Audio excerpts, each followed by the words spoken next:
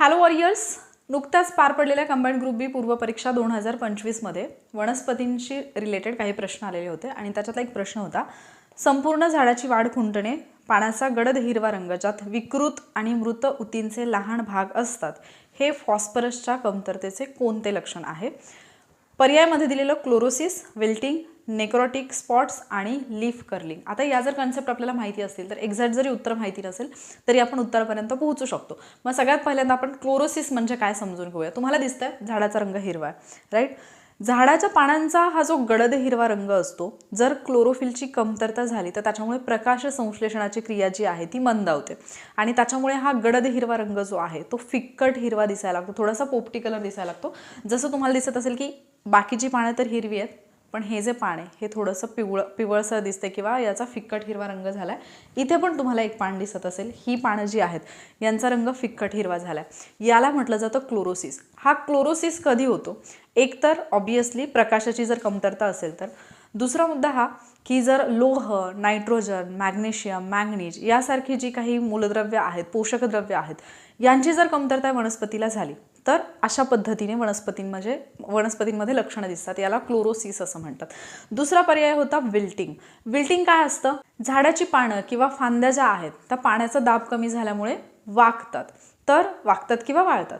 जर समजा वेळेत पाणी मिळालं तर ती परत पुन्हा पहिल्यासारखी होतात, अदरवाईज कधी कधी झाडं मरून सुद्धा जातात. सो विल्टिंगचं जर आपण उदाहरण पाहिलं तर इथे तुम्हाला एक कोमेजलेलं पान दिसत असेल, हे ॲक्च्युली सुकले त्याच्यामुळे ते कोमेजलेलं आहे, किंवा तुम्हाला या झाडामध्ये सुद्धा त्या पद्धतीची लक्षणं दिसून येऊ शकतात.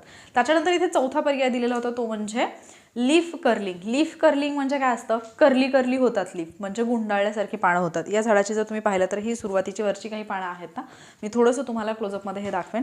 सो ही जी पानं आहेत ही थोडीशी म्हणजे लीफ कर्लिंग हे याच्यामध्ये आपल्याला आढळून येतं. आणि लीफ कर्लिंग कशामुळे होतं? काही वेळा विषाणूंमुळे, काही वेळेला किडींमुळे, किंवा बऱ्याचदा जास्त पाणी किंवा कमी पाणी झालं तरी सुद्धा या पद्धतीने जी पानं वळतात, काही पानं आतमध्ये वळतात किंवा बाहेर वळतात, याला म्हटलं जातं लीफ कर्लिंग. मग आता उरलं काय तुमच्याकडे? नॅक्रोटिक स्पॉट्स. आता समजा मला याच्यातलं काहीच माहिती नाही पण तुम्हाला प्रश्नामध्ये त्याची हिंट दिलेली होती, ती म्हणजे गडद हिरवा रंग ज्यात विकृत आणि मृत ऊतींचे लहान भाग असतात. मग अशी पानं म्हणजे त्या पानावरती काही ना काहीतरी स्पॉट असतील. ठीक आहे, मी एक सेकंड तुम्हाला दाखवते. जसं की आता हे जे पान आहे याच्यामध्ये जर तुम्ही पाहिलं तर या पानावरती काही डाग दिसतात तुम्हाला. ठीक आहे, आता याला दोन कारणं असतात. एक तर फॉस्फरसची कमतरता झाली तरी सुद्धा हा जो लीफ स्पॉट दिसतोय, आय होप तुम्हाला दिसत असेल, मी याचा फोटो तुम्हाला शेअर करेन. हा जो लीफ स्पॉट तुम्हाला दिसतोय याला म्हटलं जाईल नॅक्रोटिक स्पॉट्स.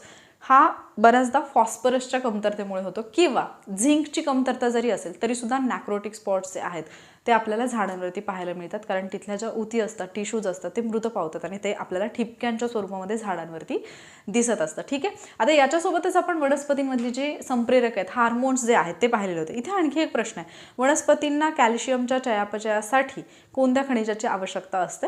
याचं उत्तर बोरॉन असं यायला पाहिजे. आता त्याच्यासोबत तुम्हाला दुसरा एक प्रश्न विचारला जाऊ शकतो की वनस्पतींना नायट्रोजनच्या चयापचयासाठी कशाची आवश्यकता असते? त्याचं उत्तर असेल मॉलिब्डेनम. ठीक आहे, आता इथे झाडच आहेत तर आपण क्विकली काही गोष्टी रिवाइज करणार आहोत ज्या आपण ऑलरेडी घेतलेल्या होत्या. जसं की ऑक्झिन. प्रकाशाच्या विरुद्ध दिशेमध्ये जर वनस्पतीची वाढ घडवून आणायची असेल, म्हणजे आता हा समोरचा भाग आहे, समजा इकडून प्रकाश येतोय, वनस्पती इकडून वाढणार आहे, पण विरुद्ध बाजूला जिकडे प्रकाश पोहोचत नाहीये तिथली वनस्पतींची वाढ घडवून आणण्यासाठी ऑक्झिन आवश्यक असतं. So auxin. आणि हू वेंट देअर? वेंटनी याचा शोध लावलेला आहे किंवा वेंटनी याला नाव दिलेलं आहे ऑक्झिन हे.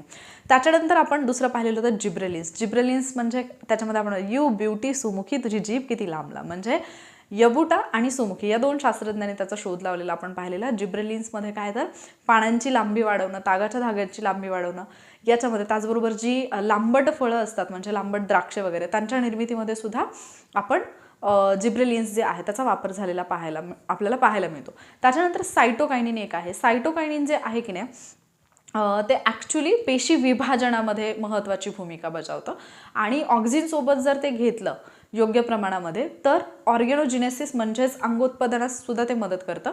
मग आता हे जे काही सायटोकायनिन आहे याच्या बाबतीत एक विशेष लक्षात ठेवायचं, ऑक्झिन आपण पाहिलं की वरच्या दिशेने वनस्पतींची वाढ होते. आता तुम्ही जर पाहिलं तर या झाडांचे पण टोकं जी आहेत ती कापलेली आहेत. का? कारण ऑक्झिनमुळे होणारी जी वाढ आहे ऑक्सिजन टोकाच्या बाजूला जास्त आढळते, सो तिकडे वाढ होतीये, बाजूचा जो भाग आहे तो वाढत नाही आहे. कुंडीमध्ये झाड आहे म्हणजे याची जर वाढ घडवून आणायची असेल तर मग याचा जो काही टोकाकडचा भाग आहे तो छाटला जाईल आणि मग तो बाजूला वाढला जाईल. सो सायटोकायनिन जे आहे हे काय करतं, हे जे अपायकल डॉमिनन्स असतं जे ऑक्सिनमुळे निर्माण होते, जी वरच्या दिशेने होणारी वाढ आहे, तर याचं रद्दत्व करतं सायटोकायनिन. ठीक आहे. आणि वनस्पतीला आजूबाजूची जी वाढ आहे ती घडण्यासाठी सायटोकायनिन जे आहे ते महत्त्वाचं असतं.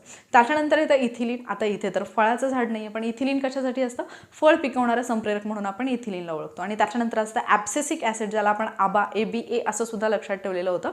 तर हे ज्यावेळेला पण प्रतिकूल परिस्थिती असते किंवा ज्यावेळेला पण तणावाची परिस्थिती असते झाडाच्या बाबतीत, त्यावेळेला ते स्रवलं जातं म्हणून त्याला स्ट्रेस हार्मोन असं सुद्धा म्हटलं जातं. डिटेल व्हिडिओज पाहिजे असतील तर लिंक डिस्क्रिप्शनमध्ये आहे, तिथून तुम्ही ते डिटेलवाले व्हिडिओज पाहू शकता.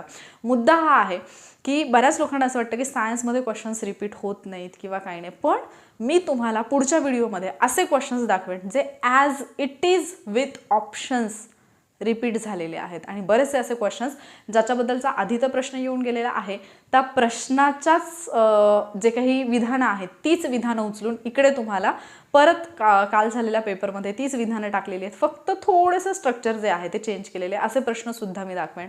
जर तुम्हाला ते व्हिडिओज पाहायचे असतील तर चॅनलला सबस्क्राईब करायला विसरू नका. असेच व्हिडिओज मी तुमच्यासाठी घेऊन येत आहे आणि घेऊन येणार आहे, जिथून सायन्स तुमचं तोंडपाठ होईल. फक्त सायन्सच नाही, बाकी सब्जेक्टसुद्धा तुमच्या लक्षात राहतील. त्यामुळे जर हा व्हिडिओ तुम्हाला आवडला असेल, मी जे सांगितलं ते समजलं असेल, तर व्हिडिओला लाईक आणि शेअर करायला विसरू नका. आणि त्यासोबतच असेच व्हिडिओज पाहण्यासाठी चॅनलला सबस्क्राईब नक्की करा. लवकरच भेटूयात आपण पुढच्या लेक्चरमध्ये. थँक्यू.